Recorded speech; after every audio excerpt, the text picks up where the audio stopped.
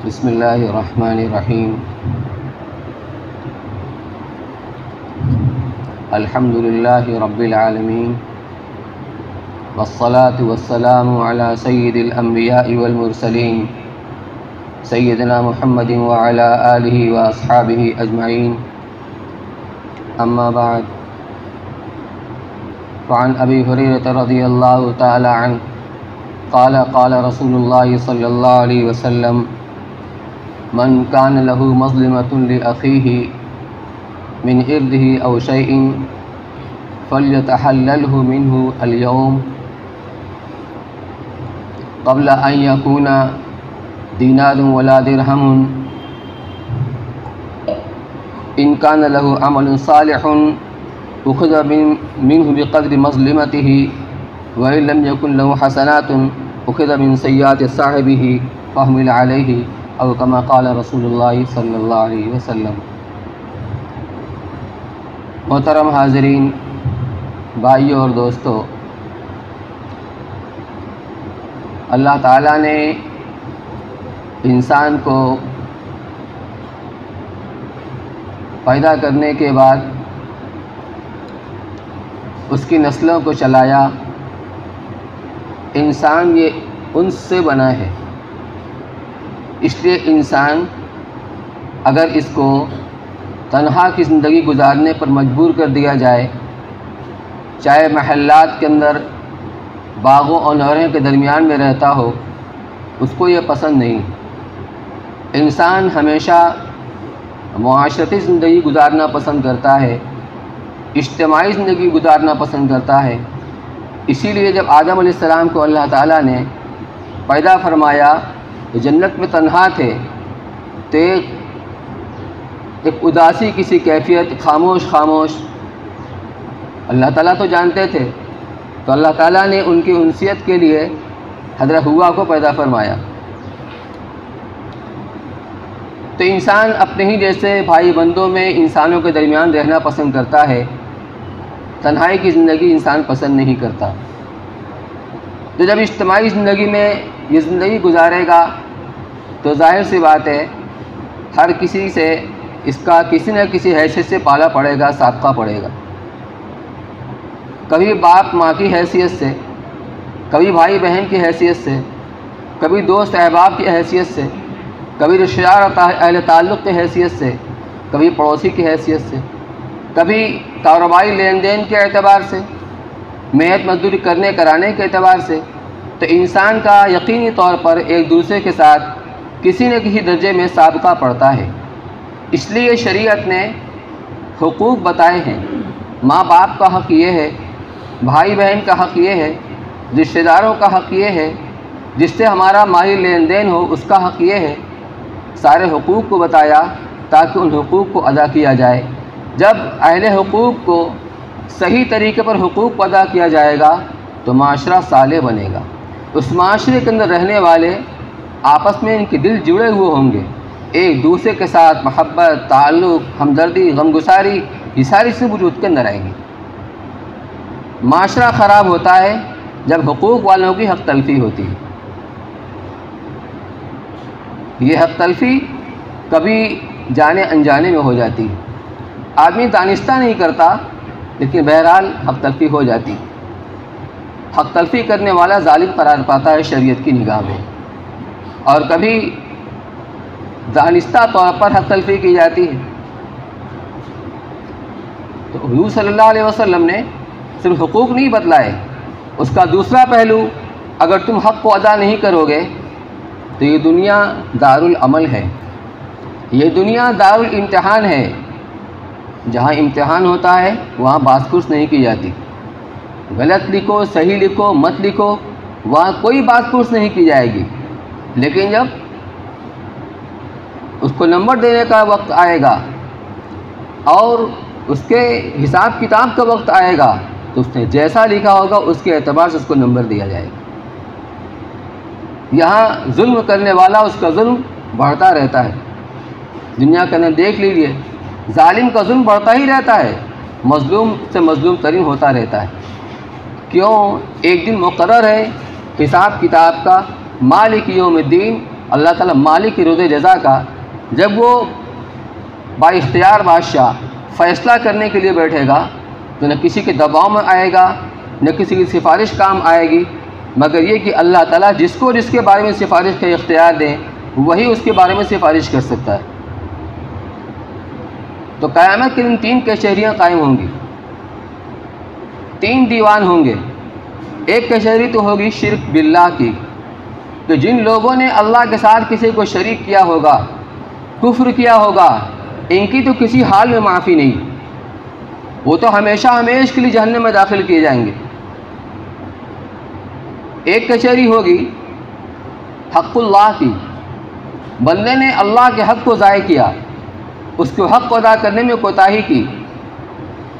अल्लाह क़ादिर मुतलक़ है, वो अपना सारा हक़ माफ़ कर दे, उसी इख्तियार है।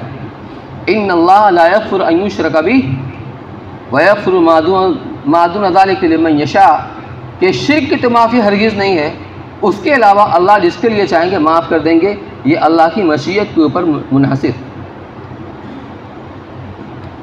एक कचहरी होती है हुकूकुल इबाद की, आपस के मामलात की, आपस के लेन देन की, आपस की हक़ तलफ़ियों की। उसमें जब तक साहिब हक़ को उसका हक़ नहीं दिला दिया जाएगा उस वक्त वहाँ से नजात नहीं होगी, छुट्टी नहीं होगी। इसी तनाजुर में इस रवायत को आपके सामने पेश किया गया है। हज़रत अबू हुरैरा रज़ियल्लाहु तआला अन्हु इस हदीस के रावी हैं, फरमाते हैं कि अल्लाह के रसूल सल्लल्लाहु अलैहि वसल्लम ने इरशाद फरमाया, मन कान लहू मज़लिमतुन लि अख़ीही मिन इर्ज़िही औ शैइन,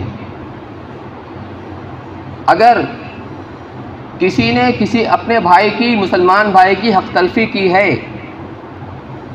मिन इर्ज़िही, उसकी आबरूरेज़ी करके, उसको रुसवा और ज़लील करके, उसको मजमा आम के अंदर उसको बदनाम करके, या है कि उसकी हक़ तलफ़ी की है माली लेन देन में या ज़मीन जायदाद में, औ शैइन, या किसी भी तरह की हक़ तलफ़ी हो, माली हो, इज़्ज़त व आबरू के ताल्लुक़ से हो, जायदाद व ज़मीन के ताल्लुक़ से हो, फ़ल्यतहल्लल्हु मिन्हु अल-यौम, उसको चाहिए कि आज ही अपने मामलात को साफ़ कर ले, उससे माफ़ी तलाफ़ी करके, अगर मामला उसका है, उसकी आबरूरेज़ी की है, उसको लोगों के दरमियान में बदनाम किया है, इल्ज़ाम तराशी की है, जाकर उससे माफ़ी मांगो, तो माफ़ी तलाफ़ी करके अपना मामला साफ़ कर लो। माली कोई लेन देन है, उसके हक़ को उसको अदा करके अपना मामला साफ़ कर लो। आज से मुराद है इस दुनिया की ज़िंदगी में मरने से पहले पहले अपने मामलात को साफ़ कर लो, उससे माफ़ी तलाफ़ी कर लो। क़ब्ल अन यकूना अल्ला यकूना दीनारु वला दिरहमुन, क़ब्ल इससे कि वो दिन आए जिस दिन सोने चांदी की सिक्का नहीं चलेगा, जिस दिन रुपया पैसा नहीं चलेगा, सिर्फ अमल की करेंसी चलेगी, सिर्फ अमल की करेंसी चलेगी। इसलिए अगर किसी ने किसी का हक़ तलफ़ किया है और इस तरह से उसने जुल्म व ज़्यादती की है, तो अगर उस जालिम के पास नेकियां होंगी तो उसकी नेकियां उस हक़ तलफ़ी के बक़द्र कितनी होंगी ये तो अल्लाह ही बेहतर जानते हैं। उस हक़ तलफ़ी के जुल्म व ज़्यादती के बक़द्र उसकी नेकियां उठाकर साहिब हक़ को दे दी जाएंगी। लेकिन अगर उसके पास नेकियां नहीं होंगी तो फिर जो साहिब हक़ होंगे उनके गुनाहों को उठाकर इसके ऊपर लाद दिया जाएगा और उसके बाद जहन्नम में इसको डाल दिया जाएगा। कौन इसको गवारा करता है? लेकिन उस ज़ात का यह फरमान है, सादिक़ मसदूक़ है, जिसकी एक एक बात सच्ची है, यकीनी तौर पर पेश आने वाली है। दुनिया में जब आदमी के निगाहों से आखिरत ओझल हो जाती है, अल्लाह का खौफ कमज़ोर पड़ जाता है और ख्वाहिशात और दुनिया की मोहब्बत गालिब आ जाती है, तो इस तरह की कोताहियाँ हो ही जाती हैं। इंसान है, गलती हो गई है, आदमी मामलात को साफ़ कर ले। किसी तरह की कोई हक़ तलफ़ी हो गई है, अपने मामलात को साफ़ कर ले। इस हदीस का तकाज़ा यही। आगे इसी के बाद एक और रवायत है, ज़रा वजाहत के साथ है। उसमें अल्लाह के रसूल सल्लल्लाहु अलैहि वसल्लम ने सहाबा से सवाल किया था, अतदरूना मल मुफलिस, लोगों ये बताओ, जानते हो मुफलिस किसे कहते हैं? क़ालू अल मुफलिसु मिन्ना, ऐ अल्लाह के रसूल सल्लल्लाहु अलैहि वसल्लम, हम अपने दरमियान में मुफलिस उसको समझते हैं मन लैसा लहू दिरहम वला मता, जिसके पास न तो दिरहम हो न दुनिया का कोई साजो सामान हो, यानी ना उसके पास रुपया पैसा है और न ही कोई दुनिया के साजो सामान उसके पास है। तही दस्त फ़कड़ तलाश, उसके पास कुछ नहीं। आपके सवाल करने का मकसद ये नहीं था। तब आपने उनके जहन को मोड़ा और मुतवज्जे किया, मेरी मुराद मुफलिस से ये है, और आपने फरमाया मेरी उम्मत का मुफलिस वो है जो क़यामत के दिन नेकियों का अंबार लेकर के आएगा।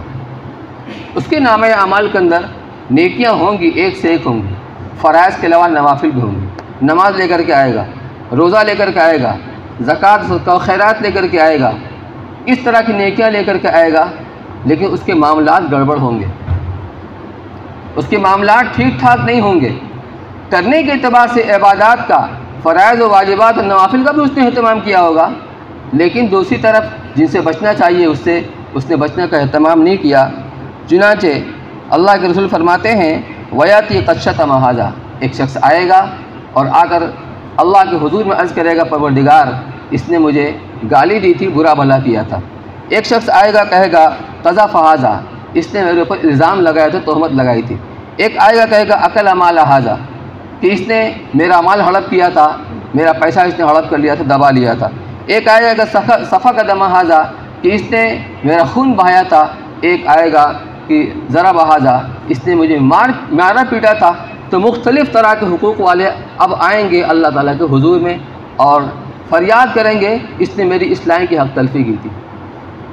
सूरत हाल ये होगी कि अब जो हुकूक़ वाले आएंगे उनको यके बाद दीगरे उनके हुकूक़ के बक़द्र, और ये अल्लाह ही जानते हैं कि दुनिया में जो उसने हक़ ज़ाया किया था वो कितनी नेकी उसकी बनेगी। अव्वल तो नेकी करना मुश्किल है, लेकिन सूरत हाल ये है कि अल्लाह ताला उसके हुकूक़ के बक़द्र उसकी नेकियाँ उठाकर उसको दे देंगे। दूसरा आएगा उसको दिया जाएगा, तीसरा आएगा उसको दिया जाएगा। जब नेकियां ख़त्म हो जाएंगी और मुतालबात करने वाले अभी बाकी रहेंगे, तो अब शक्ल ये होगी कि उन मुतालबा करने वालों के गुनाहों को उठाकर इसके ऊपर लादा जाएगा, और वो शख्स जो नेकियों का अंबार लेकर के आया था, गुनाहों के बोझ तले जहन्नम के अंदर डाल दिया जाएगा। मेरे भाइयों, लर्जा देने वाली हदीस, तड़पा देने वाली हदीस है।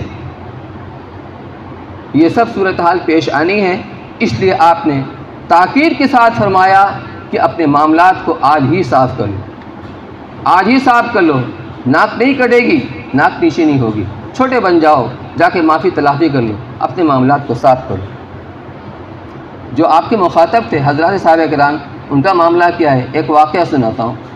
हज़रत ज़ुबैर इब्न अव्वाम रज़ी अल्लाह तआला अन्हु ये जंग जमल के अंदर शहीद हुए हैं। जिस दिन शहीद हुए हैं उससे पहली वाली रात में इन्होंने अपने साहिबजादे अब्दुल्ला बिन ज़ुबैर रज़ियल्लाहु तआला अन्हु को बुलाया और कहा, बेटा मुझे ऐसा महसूस हो रहा है कि कल के दिन मैं शहीद हो जाऊंगा। मेरे दिल में ये ख्याल पैदा हो रहा है कि मैं मज़लूमाना तरीके पर शहीद कर दिया जाऊंगा, इसलिए मुझे कोई फ़िक्र नहीं है, कोई गम नहीं है। गम है तो इस बात का है जो लोगों के मेरे ऊपर कर्ज़े हैं वो कर्ज़ा अदा कैसे होगा। उसकी शक्ल ये होती थी, लोग आते थे, मेरी अमानत अपने पास रख लीजिए, तो आप ही कहते मैं अमानत नहीं रखूँगा, तुम मुझे कर्ज़ दे दो, कर्ज़ दे दो। इसलिए कि अमानत की हिफाजत करना ये ज़िम्मेदारी होती है अमानत रखने वाले की। कर्ज़ दे दोगे मैं मकरूज़ हो जाऊँगा, जब तुम्हें चाहिए मुझसे मुतालबा कर लेना। और वो कर्ज़ लेकर उसको करते क्या थे, अपने वो थोड़ी खर्च करते थे, अल्लाह की राह में गरीबों, मिस्कीनों, यतीमों, बेवाओं उनके ऊपर खर्च कर दिया करते। उनके सामने आखिरत थी। इस तरह कितना कर्ज़ हुआ था, 22 लाख दिरहम, 1-2 लाख नहीं, 22 लाख दिरहम के मखरूज थे। का मुझे अगर फ़िक्र है, गम है, तो उसी का है। इन हजरात के पास माल नकदी की शक्ल में नहीं हुआ करता था, क्योंकि तकाज़े पर हर वक्त खर्च किया करते थे। जब कर्ज़ लेकर खर्च करते तो अपना कहाँ से बाकी रखेंगे, वो भी अल्लाह की राह में खर्च कर देते थे। लेकिन जिहाद और ग़ज़वात के अंदर जो इन्होंने शिरकत की अल्लाह के रसूल के साथ, हज़रत अबू बकर, हज़रत उमर, हज़रत उस्मान रज़ियल्लाहु अन्हु के ज़माने हयात के अंदर जो ग़ज़वात में इनको माल गनीमत के अंदर ज़मीनें और जायदाद मिली हैं वो बहुत सारी थी। 11 मकान सिर्फ मदीना के अंदर था, 2 मकान बसरा के अंदर था, 1 मकान कूफा के अंदर था, एक ज़मीन थी गाबा में। शहीद हो गए। उसके बाद हज़रत अब्दुल्लाह बिन ज़ुबैर रज़ी अल्लाह तआला अन्हु हिसाब करने के लिए बैठे किसका कितना है।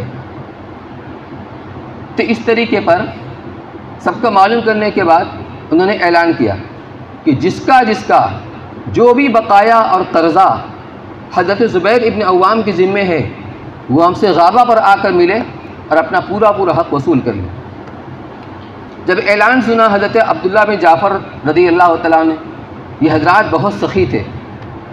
जाफ़र इब्न तैयार रज़ियल्लाहु अन्हु की औलाद तीनों औन, मोहम्मद और अब्दुल्ला, इसमें सबसे ज़्यादा सखावत करने वाले अब्दुल्लाह बिन जाफ़र रज़ी अल्लाह तआला अन्हु थे। ये पहुँचे उनके पास, कहा कि आपके वालिद के ज़िम्मे मेरा 4 लाख दिरहम बाकी, अगर आप चाहें तो मैं माफ़ कर दूँ। कहीं माफ़ नहीं कराता। देखिए मामलात कैसे हज़रत साहबे किराम के, खुददारी भी है, दीनदारी भी है, इशार और हमदर्दी भी है। कर्ज़ ये दिन की ज़िल्लत होती है, रात की बेचैनी होती है, बेख्वाबी होती है। शरीफ आदमी जानता है कि हमें ये कर्ज़ अदा करना है, लौटाना है, उसको चैन नहीं मिलता जब तक कि उसको अदा न कर ले, और अगर वक्त आ जाने पर अदा नहीं कर पाता तो बेचैन हो जाता है, रात की नींद उसकी गायब हो जाती। कहो तो माफ़ कर दूँ, कहीं माफ़ नहीं कराता। तो कहा अच्छा अगर कुछ मोहलत लेना चाहो तो मोहलत ले लो। कहा मोहलत भी नहीं लेता। तो कहा फिर क्या ज़मीन ले लो। कहा ठीक है दे दो। कितनी ज़मीन? कहा यहाँ से यहाँ तक तुम्हारी ज़मीन, इसको ले लो। ले लिया, उतना कर्जा अदा हो गया। उनको देने के बाद तकरीबन 4.5 प्लॉट बचा उसमें से। तो ये हज़रत अब्दुल्लाह बिन ज़ुबैर रज़ियल्लाहु तआला अन्हु अमीर मुआविया रज़ियल्लाहु अन्हु की खिदमत में आए। उस पर उनके पास 3 साहब बैठे थे, इब्न ज़मा, मुंज़िर इब्न ज़ुबैर और एक और साहबी थे। तो उन्होंने कहा कि तुम्हारी ज़मीन में कितना हिस्सा बचा है? का 4.5 हिस्सा बचा है। एक हिस्सा 1 लाख दिरहम का। तो तीनों हजरात ने एक एक प्लॉट 1 लाख दिरहम में ले लिया। अमीर मुआविया रज़ियल्लाहु अन्हु पूछा आप कितना बचा? का 1.5 प्लॉट। का 1.5 प्लॉट मैं 1.5 लाख में लेता हूँ। हाथों हाथ ले लिया। और फिर जो प्लॉट हज़रत अब्दुल्लाह बिन जाफ़र रज़ियल्लाहु तआला अन्हु ने लिया था 4 लाख के एवज़ में, उन्होंने वो प्लॉट हज़रत अमीर मुआविया को 6 लाख के एवज़ में बेच दिया। ये होता है, अल्लाह बरकत दे दी इस तरीके से, इधर लिया उधर दिया, 2 लाख का फ़ायदा हो गया। बहरहाल जो कर्जा था उन्होंने अदा कर दिया। अब अब्दुल्लाह बिन ज़ुबैर रज़ियल्लाहु तआला ने एक वसीयत की थी कि मेरे माल में कर्जा अदा करने के बाद जो 1/3 में वसीयत नाफिज की जाती है, 1/3 फ़लाँ को, तो उस 1/3 का 1/3 उसमें अपने बच्चों को दे देना। हज़रत अब्दुल्लाह बिन ज़ुबैर रज़ियल्लाहु अन्हु के बाद बच्चे उनके भाइयों के उम्र के बराबर थे।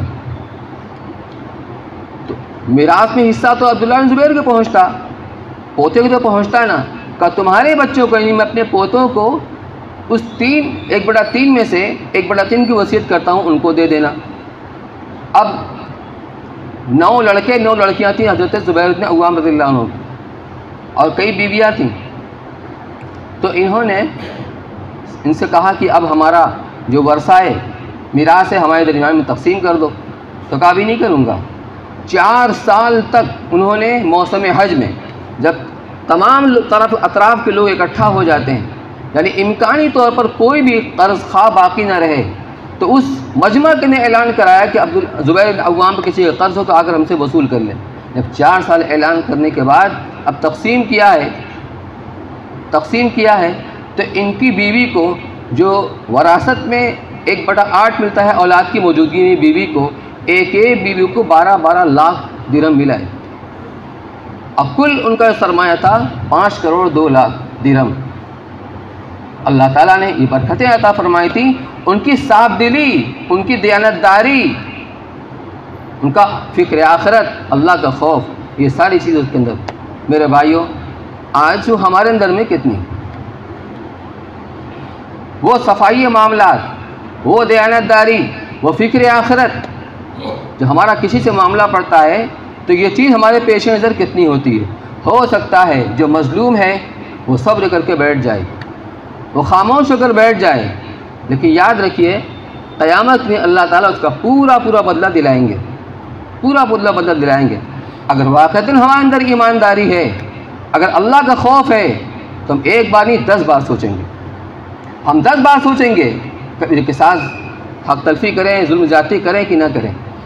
बहुत से मामलात आते हैं, कोई दबंग किसी का आदमी होता है, कोई माशरे के अंदर उसका मकाम होता है, मर्तबा होता है, वो कुछ करे किसी को बोलने की मजाल नीचू नहीं कर सकता। फिर एक तो ये कि आदमी खुद जुल्म करता है और अपनी आँखों को बर्बाद करता है। शायर कहता है अजीब तू लिमिफ्ताइज़ ज़लालत बिलहुदा, कि मुझे हैरत है उस शख्स के ऊपर जो हिदायत के बदले में गुमराही को इख्तियार करता है, यानी हिदायत को बेचकर गुमराही ख़रीदता है।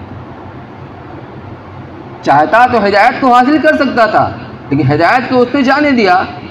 जब हिदायत है तो गुमराही है, उसने गुमराही को ख़रीद लिया, गुमराही को इख्तियार कर लिया। वम्बा दीन हो बिदुनिया से आजबू, और इससे ज़्यादा हैरत और तअज्जुब की बात यह है कि कोई शख्स दूसरे की दुनिया को बनाने के लिए अपनी आँखों को बर्बाद कर देता है। किसी की खुशामद में, किसी बड़े की खुशामद में जो उसका जिससे उससे साबका पड़ता है, ये उसको जुल्म करता ताकि हमारे वो बड़े खुश हो जाएं। दुनिया उनकी बनती है, आखिर इसकी बर्बाद होती है।